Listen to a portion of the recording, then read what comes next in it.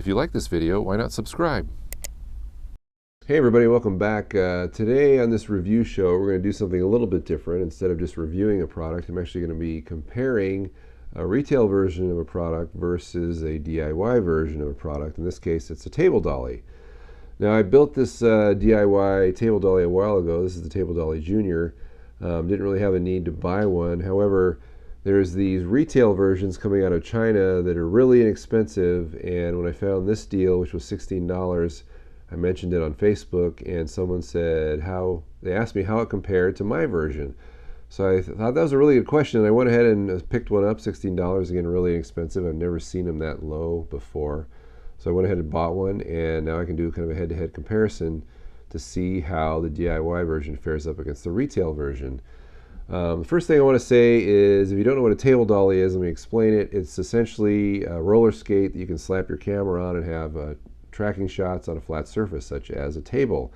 Another nice thing is the wheels will cant in and out, so that you can have actually curved tracking shots. You could actually do complete 360 around a product on a table, for example, for something that's really creative. And since the wheels lock down, you can get that same shot over and over, keep going around and around the product, stuff like that. I mean, it's just a really inexpensive way to get some cool looking shots. So I recommend that you have something like this, or make one, or get one, because they're really nice.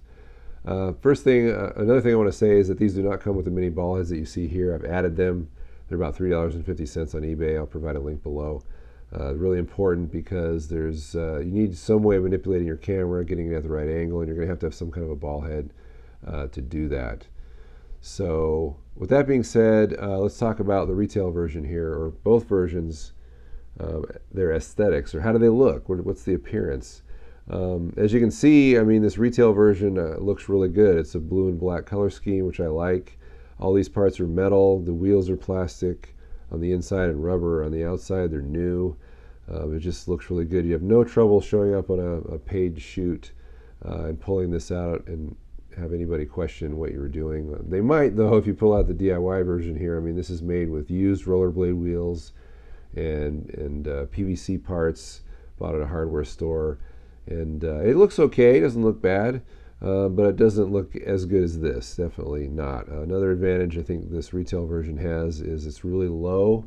So if you wanted to get low angle shots, you can't get as low with this as you can with this. So if you have a product that's only so tall, like a bottle of perfume or whatever, and you didn't want to put it on a pedestal or a little stand, you could get a lower angle with this, and something you couldn't get with this one. This retail version also has 3 1/4-20 mounting points, so if you wanted to mount something other than a ball head, like a magic arm with a light on the end or whatever, or you wanted some kind of a stick or something that would come, you could run it on the floor from standing position. You could mount 3 things on this. It just comes that way with the 3 1/4-20 threaded holes. If you wanted to do that on the DIY version, you would have to add 2 more T-joints and 2 more plugs, and have holes in the plugs with threads coming through them so you can mount things. So again, it's just more work on this end, and it just comes that way on this end. Really, I mean, despite the fact that both of these produce a similar shot, in fact, I challenge you to be able to tell the difference, except maybe on how high the camera is. They both work equally as well.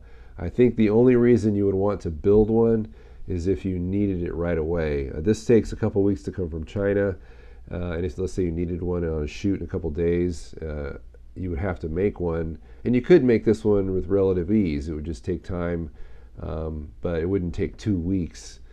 So that's really the only advantage I can see of having or making the Table Dolly Junior anymore, because this is so inexpensive now that you're almost just better off buying it, because it wins just about in every category, with the exception of having it right away. So anyway, that's about it. I think these are, the Table Dolly is a great idea to have in your kit. Again, this one is also very compact. You can just throw it in a backpack or a camera bag and have it ready instantly. And this one's a little bulkier, but it's not too bad. But either one, I think it's a good idea. I think this is a really good deal. If it ever drops to $16 or less, I mean, snatch one up, because you'll want it, I promise you, for at one time or another, and this will allow you to have it without having to build it from scratch. Thanks for watching.